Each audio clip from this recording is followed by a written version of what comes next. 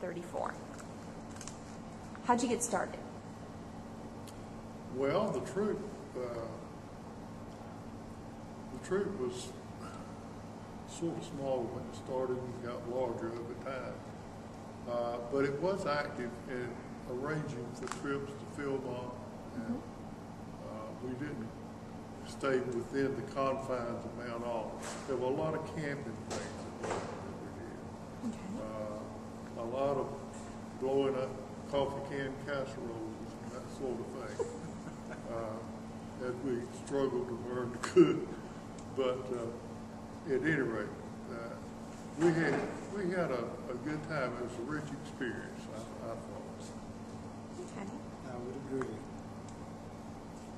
Are there any things that you learned back then that you've taken with you growing up through life? Any of the lessons from scouting?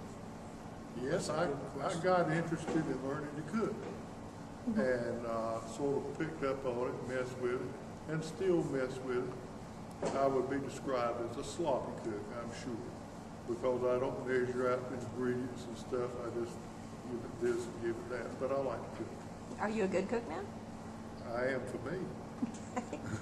What about you, Mr. Clifton? I can't think of anything particularly, except I did enjoy the outdoors.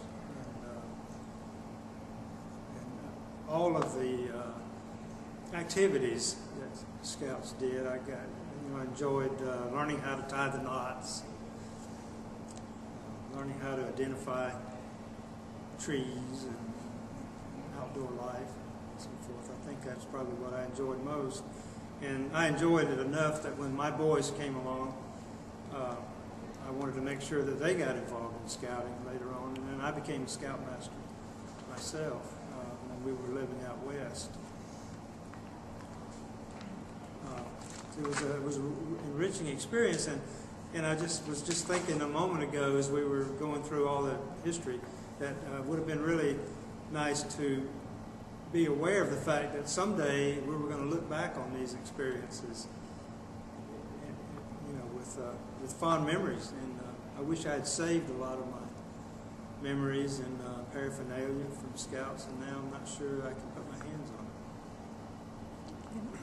We didn't take many pictures back then.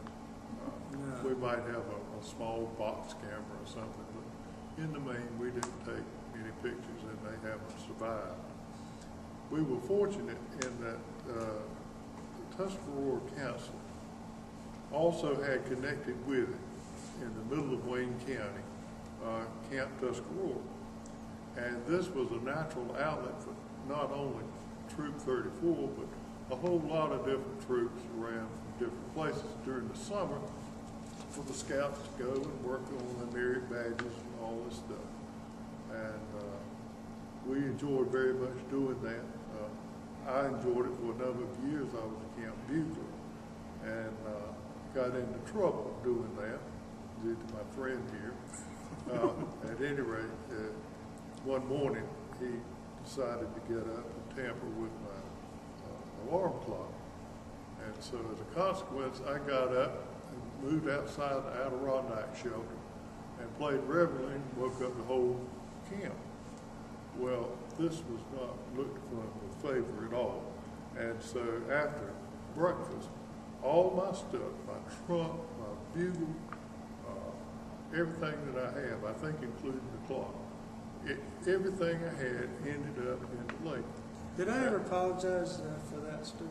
I don't think so. I'm not going to now either. You were never pressed for an apology on that. We let you get by just free as a bird. I have to tell my side of that story. Oh, by all means, please do. We were roommates in the cabin. I was not on the staff. I was just a camper. But I was impressed with the fact that my friend was a camp bugler.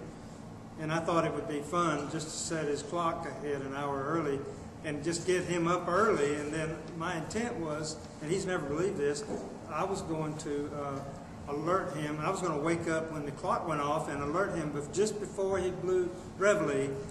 And unfortunately, I didn't wake up. And so I woke up to the bugle, and I thought, oh, I am in so much trouble. But his stuff never ended up in the lake. No, but I suffered. I really did. They put me through the mill all day. It's a fond memory now. It wasn't much fun at the time. Well, gentlemen, thank you.